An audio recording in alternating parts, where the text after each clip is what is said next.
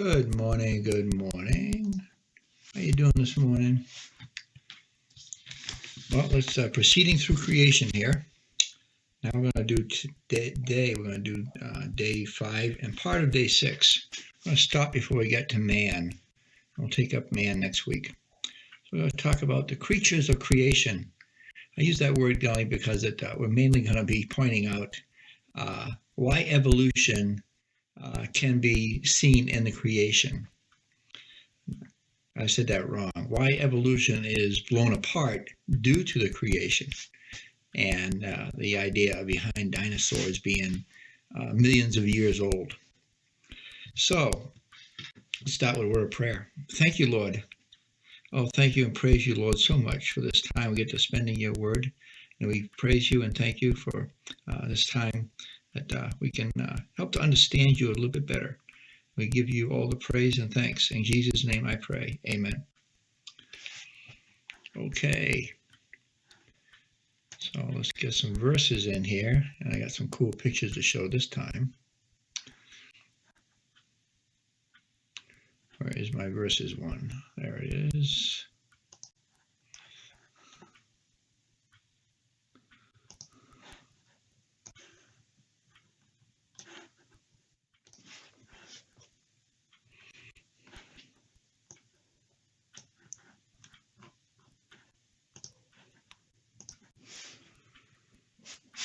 Okay, we left off at verse 19. We finished up day 3. And now, day 4. And now we're moving into day 5. And I guess there's no intro. Let's just read a couple of verses first. And God said, let the waters bring forth abundantly, and the moving creature that hath life, and fowl that may fly above the earth in the open firmament of heaven. Just a couple of things to point out on this one while I get my cursor. Is that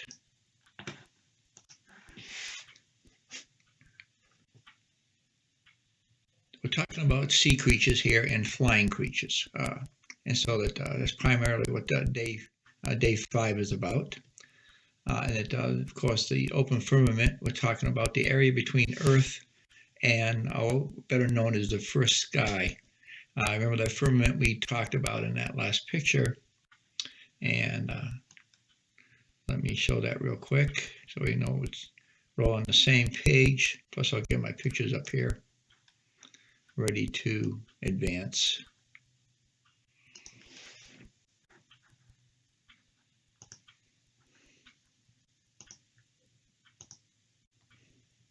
Like that one.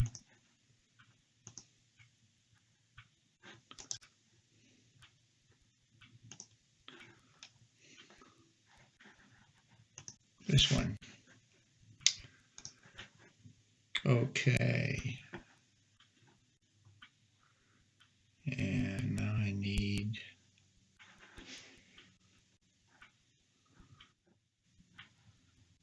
desktop capture. There. Okay. So we had talked about this vapor canopy a couple of days ago. And so this area that the open firmament would be between Earth and this canopy, or what we know as the sky. That area that it's actually not even quite that far, I don't think. I think that this area here would be, it's the sky. The birds and stuff fly pretty close to the Earth itself. They don't go very high.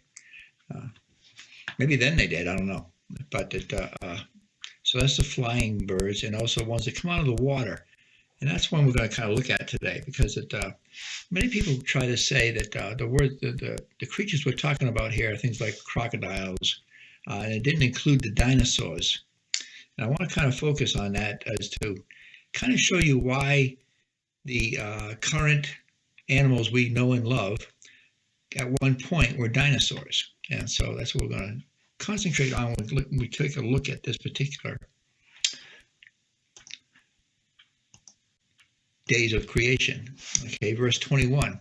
And God created the great whales and every living creature that moveth, which the waters brought forth abundantly after their kind, and every winged fowl after his kind. That term after his kind is a great term to remember because what it's basically saying here is that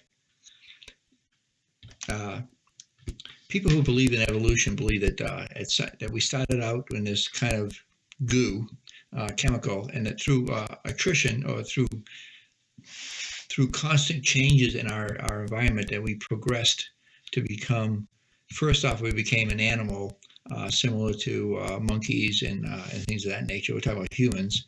The animal world was doing this too. That's why I made that joke. From the goo to the zoo to me and you. That's what basically evolution believes. And I think all of us have seen that when we studied in school. They show us these cute little charts of a primate crawling on all fours, and you see this progression of us progressing towards being a man. And this is over millions of years. And so I'm going to try to debunk that whole theory.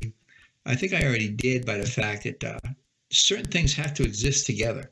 They can't take time to develop, because once you have living creatures that are dependent on each other, that need food and things of that nature, everything has to be there ready to support that person.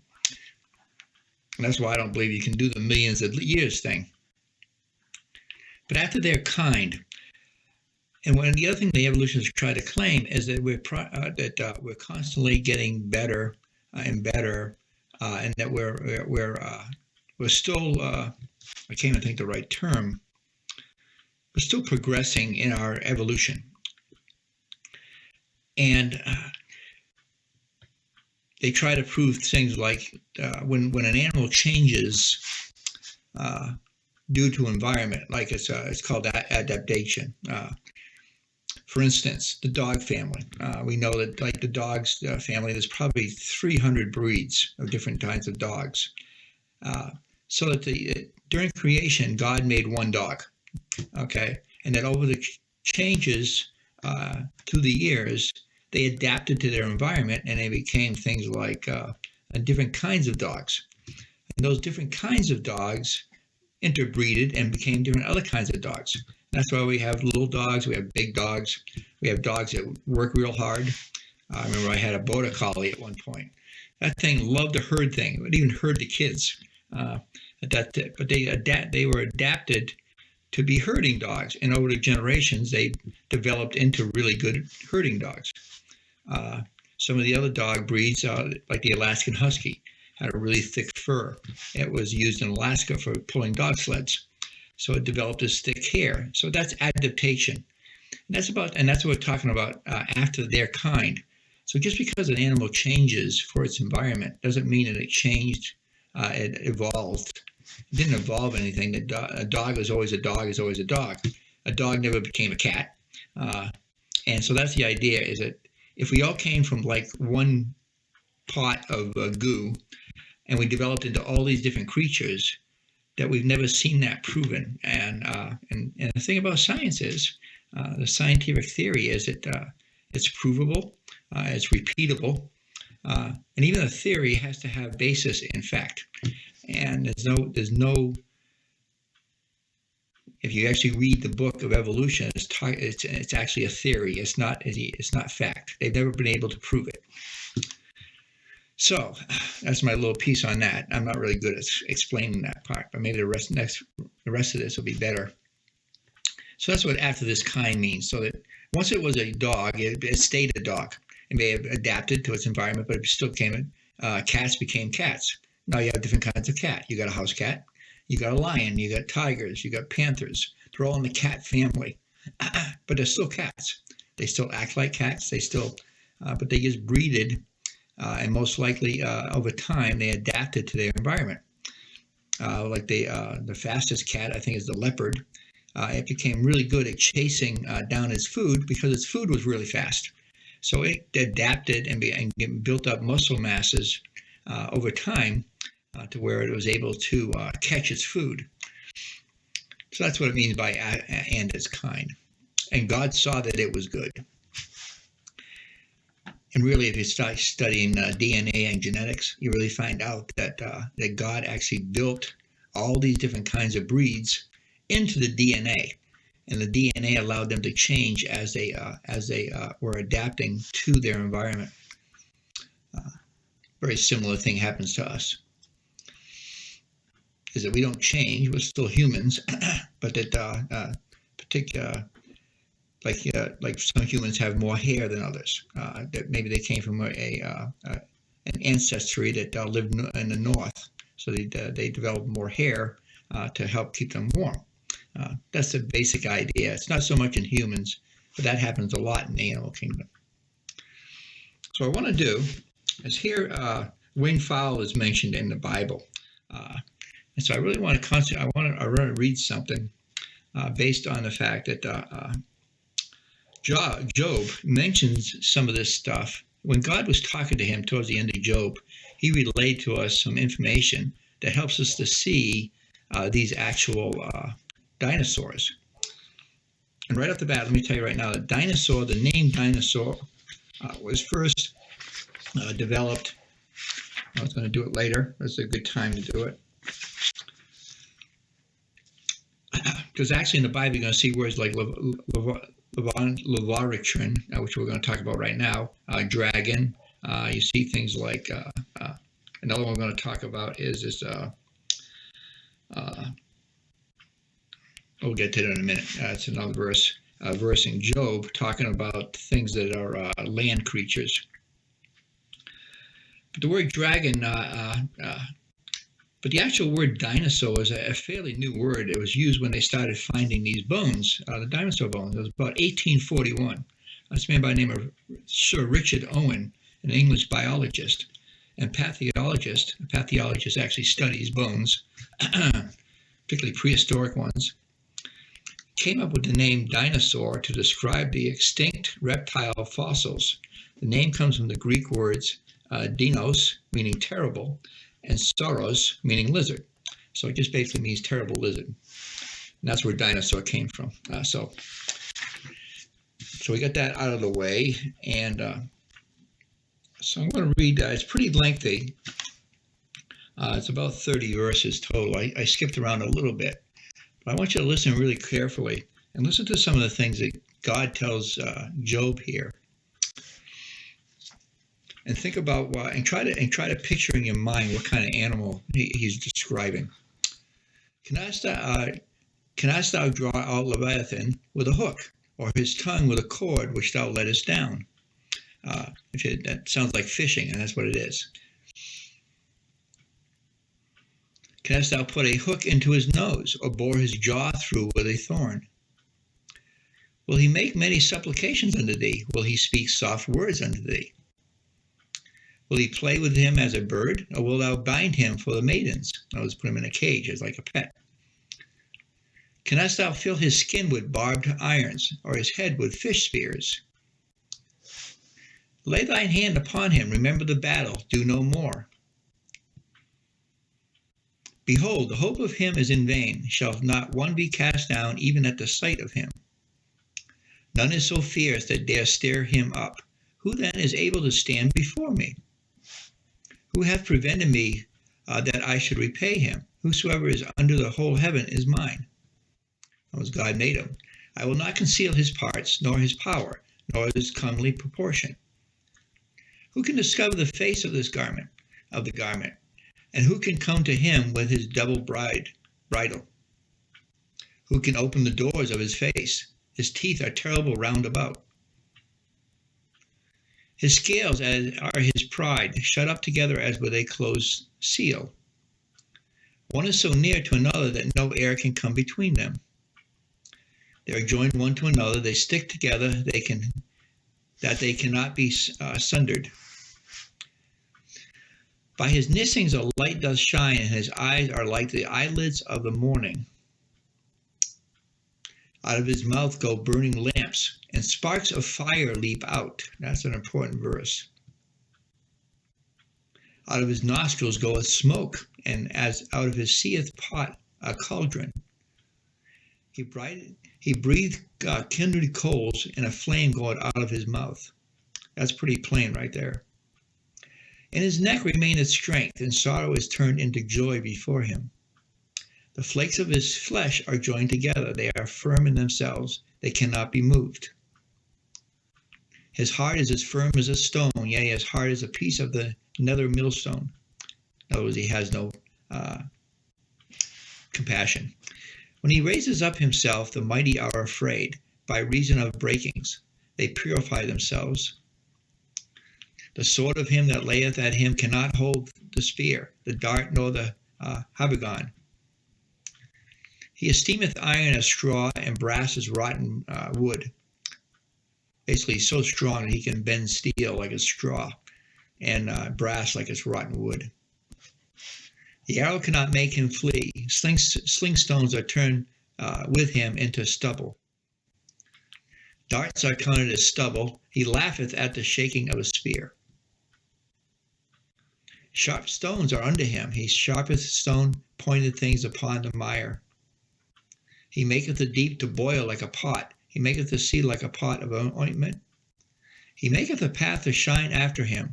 One would think the deep to be hoary. Upon earth there is not his like, who is made without fear. He beholdeth all things. He is king over all the children of pride. Okay. So what kind of animal do you think that is? Well, most of the scientists will say that it's probably some kind of the actual definition for Leviathan. It's from the Hebrew, a wreathed animal that is a serpent, especially the crocodile or some other large sea monster. Figuratively, constellations of the dragon, also a symbol of Babylon. Leviathan, it also means mourning, as in when somebody dies and you're mourning for them. So basically a dragon, okay? And what's interesting is that this dragon is fire breathing. So I'm going to show you some pictures, and I think you'll see what I'm driving at when it comes to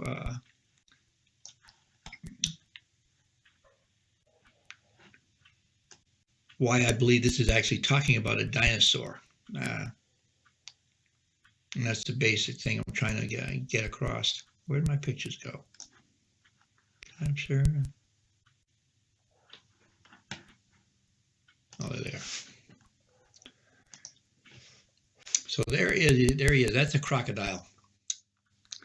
The largest crocodile is actually a saltwater crocodile, which can grow up to 23 feet in length, weighing about 2,200 to 2,600 pounds, and lives about 50 to 75 years. Just about everything we saw in that chapter I read describes them pretty well. But I want to bring in another creature that a lot of that we see when we see dinosaurs displayed, and kind of pay attention to this area here, primarily, and also the mouth. So this is the creature I'm thinking of. Open, wrong picture. Okay, now this creature actually is a T-Rex. So they found bones of him, and you notice he's got short legs here. Okay, so let's say over time, and I'm going to explain why this one is bigger than a crocodile. And there was actually one other verse, I think it's one of the ones I took out, that actually said that he can stand on his hind legs. Let me double check that real quick.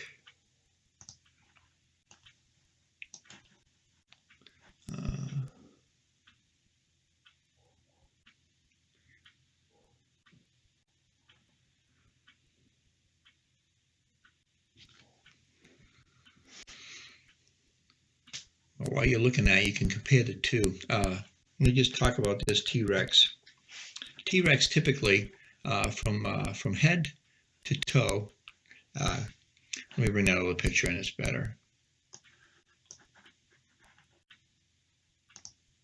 This is a comparison of the largest crocodile and a typical T-Rex. Largest crocodile ever seen. So T-Rex about 40 feet in length. That other one I mentioned, the seat runs about 23 feet in length. and lives 50 to 75 years. And there's something that some people don't realize about lizards or any kind of reptile. They never stop growing. So that's the point I'm trying to bring across here, is that dinosaurs lived during the early years. They actually, the lifespan, as we already showed you once in that chart, if you want me to show it to you again, I can, was basically that Noah lived to about, I think it was about 190 years. Here's that chart. Adam lived, let's see, 930 years, and Seth, his son, lived 912 years. So let's say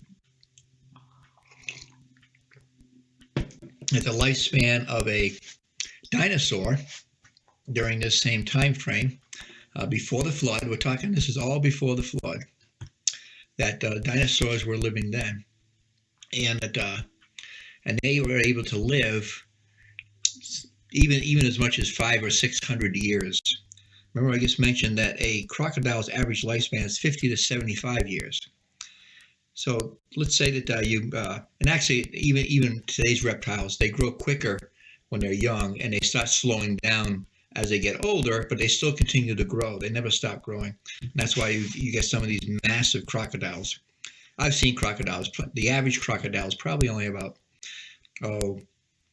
maybe 8 feet long, 8 or 9 feet long. But it's because they get killed by something, usually. Or if they're able to live like humans did in that time frame, to 700 or 800 years old, you could see that they could get pretty big.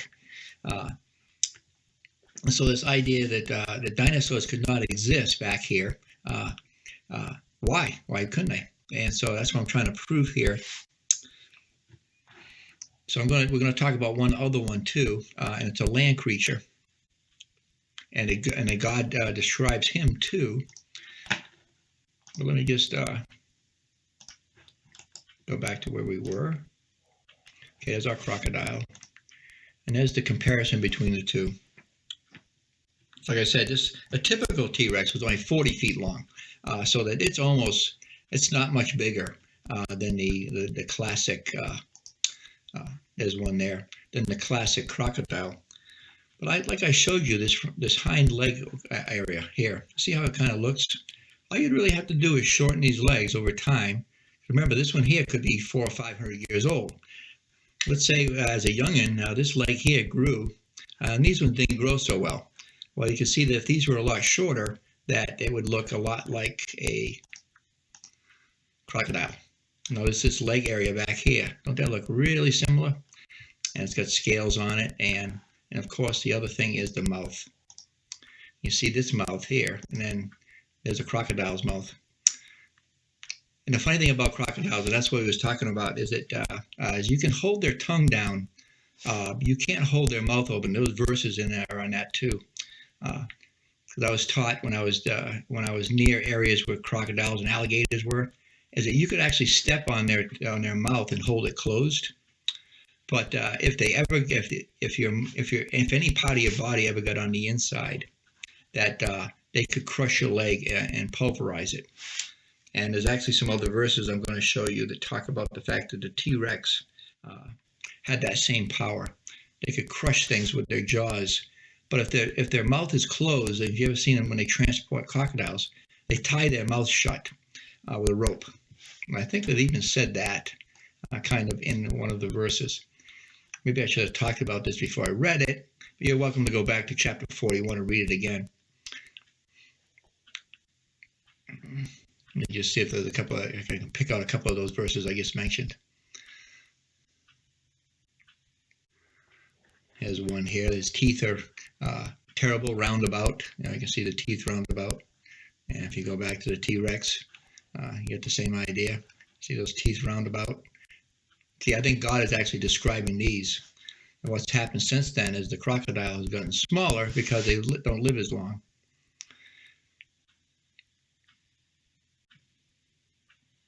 His scales are his pride. They got scales shut up together as with a closed seal.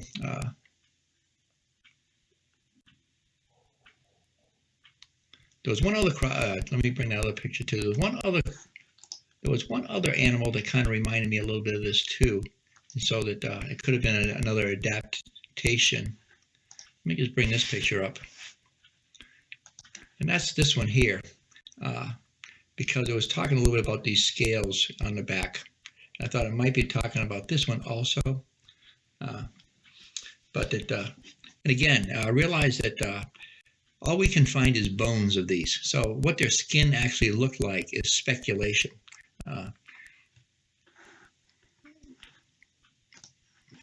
Okay, so I don't want to spend too much time here because we've got other things to talk about. But you're more than welcome to go read chapter 21 and kind of pick out in there things that kind of can help you to see that what God was talking about there was probably a T-Rex, or what we know as a T-Rex. And they breathe fire, and that's where the dragon theory comes from. And you know that Chinese mythology talks about dragons all the time. And the Bible has dragon in as a symbolic symbol of Satan.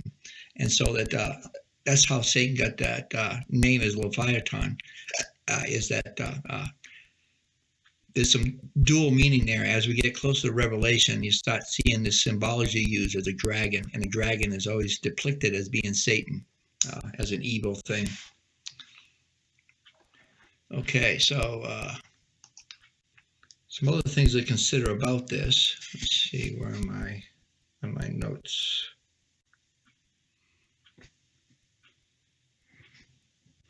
Yeah, just some other verses on the Leviathan. Thou breakest the heads of Leviathan in pieces and gavest him to be meat to the people inhabiting the wilderness. That's the idea, that it can crush things with its mouth. Psalms 104:26. There go the ships, there is that Leviathan, whom thou hast made to play therein. The other thing is that they believe that this adapted, the T-Rex adapted, it originally started in the water. And that's why crocodiles also are able to, they're really good swimmers because of their tail. And so that they actually started in the water. And there's a couple other dinosaurs that look like they're, it starts with a P, a Pliotortus, that actually has fins instead of feet. And you can see the resemblance too between them and the T-Rex that's coming out onto, having the ability to come out on land. I think what God was actually describing, though, was the T-Rex kind of looking animal. This other dinosaur was in the water, and it was adaptable to the water, and you can see that stated here also.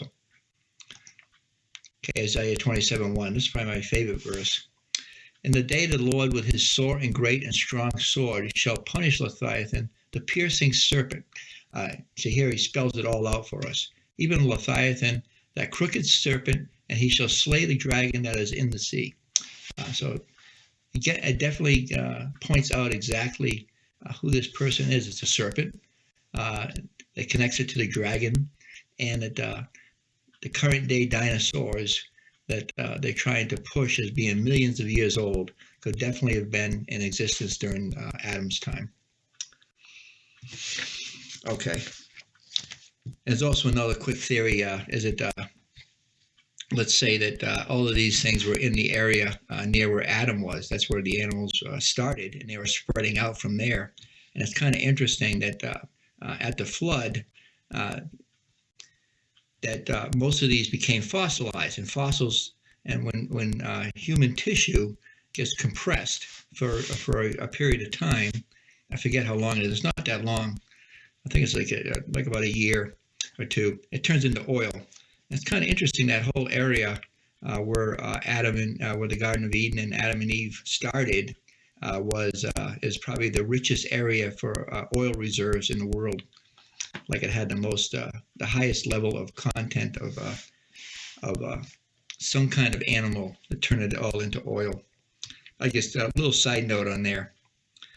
I guess I mentioned, to finish off T-Rex, it was about 40 feet long, with a height of about 17 feet, a width of about 6 feet, a hip height of about 12 to 13 feet, and he weighed approximately anywhere from 18,000 to 30,000 pounds. So he's a pretty fierce beast. So continuing, verse 22. And God blessed them, saying, Be fruitful and multiply, and fill the waters in the seas, and let fowl multiply in the earth. And the reason I mentioned the fowl too, and the whole idea behind the dragon, is there's also a flying version of a dinosaur that looks similar to what we call a dragon, and that's where the fire breathing comes into play. It definitely spells out in chapter 41 of Job that there were creatures that could breathe fire. Verse 23, and the evening and the morning were the fifth day. So we finished off the fifth day, and I am taking too long. Now we're going to move into this. The second part won't take quite as long. This one could go 40 minutes or so. Okay, into the next day, verse 24. And God said, Let the earth bring forth the living creatures after his kind, cattle and creeping things, beasts of the earth after his kind. And it was so. Now we're going to talk about those beasts. We got another Job section to read. This time I'll bring the creature first so you can see it.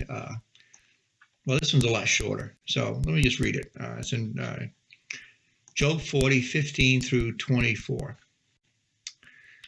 Behold now the behemoth, which I made with thee, he eateth grass as an ox. So he's a vegetarian. He's not a meat eater like T-Rex was. Lo now, his strength is in his loins, and his force is in the navel of his belly. Lo now, his strength, his loins, and his face is in the navel of his belly. He moveth his tail like a cedar. Keep that in mind. The sinews of his stones are wrapped together.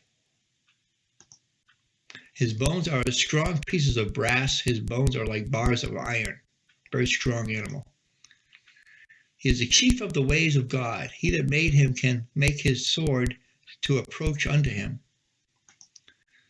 Surely the mountains bring forth food.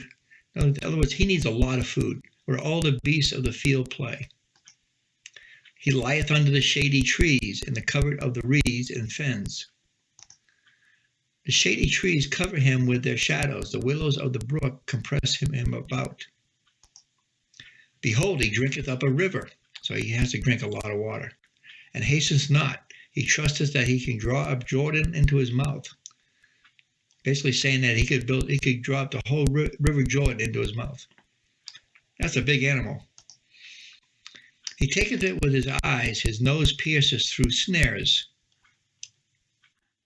Okay, so that's the behemoth that's mentioned in Job.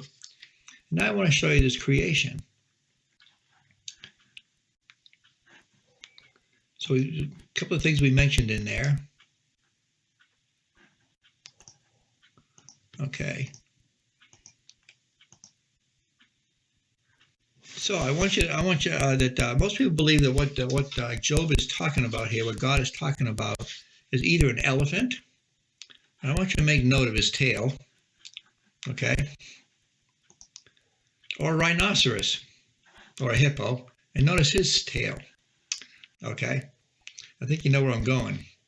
God said that, let me bring that verse back up. I want you to make sure you see that verse.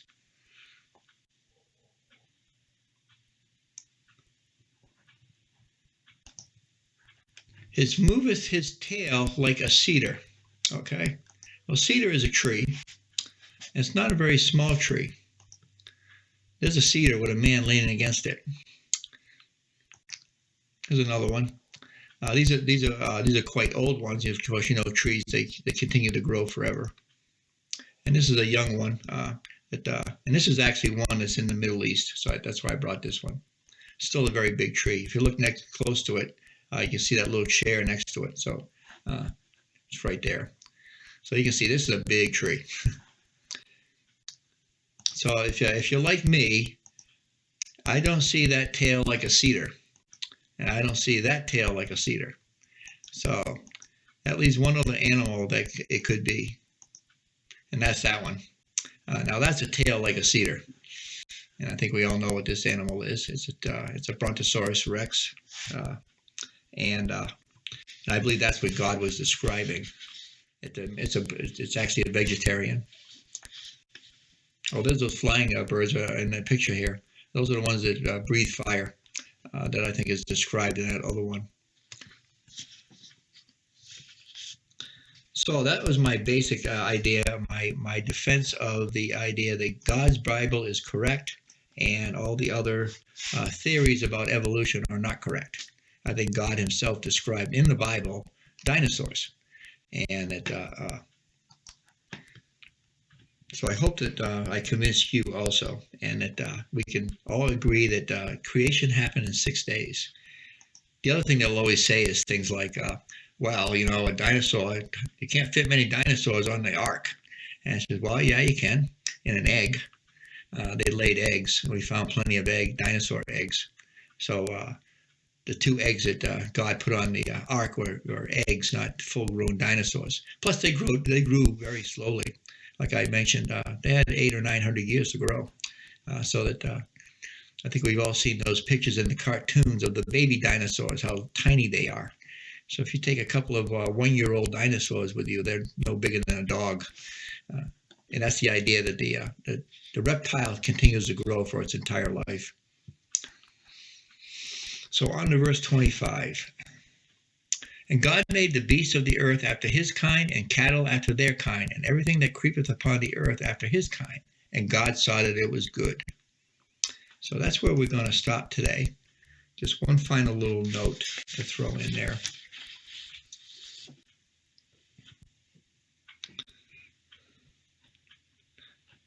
It talks here about creepeth upon the earth after his kind. And I couldn't help but think about the over in Job. There's one more verse to throw in here that kind of talks about that. God really gave Job quite the lesson on what some of these animals really looked like. And again, this is after the fall. You remember after the fall that God proclaimed, and we'll get to this when we get to chapter 3, but that Satan was going to crawl on that the snake was going to crawl on the ground. I believe that the snake probably started out with feet. But here in Job 26:13, by his spirit he hath garnished the heavens, his hand hath formed the crooked serpent. So there you can see the crooked serpent. Sure sounds like a snake. So that was my creation review of where I see dinosaurs in the Bible, and I hope that that was enlightening. So let's end with a prayer. Thank you, Lord. Thank you so much for including that information in Job to help us see that dinosaurs weren't 1 million years old. They were just as old as Adam and Eve were, and that they just went extinct, and there might be still a few around, but we praise you and thank you, Lord. They just got smaller, and we give you thanks for all that you do. In Jesus' precious name I pray. Amen. Yeah, so basically, too, the dinosaurs just got smaller. Now, this could actually be an elephant, except that the tail doesn't match. But there's a few other dinosaurs that could have turned into a hippo and an elephant. I didn't really get into that because they didn't have any verses on it in the Bible, but I wanted to kind of show that comparison. So have a great day, good weekend, and we will talk again on Monday. And, of course, I'll see you all on Sunday for our next lesson in Daniel. We're going to be looking at Daniel 9:27. It's a future prophecy of a time frame that none of us are going to see because we'll be in heaven watching it from the mezzanine, as a Christian person I always used to say. And so we'll see you then.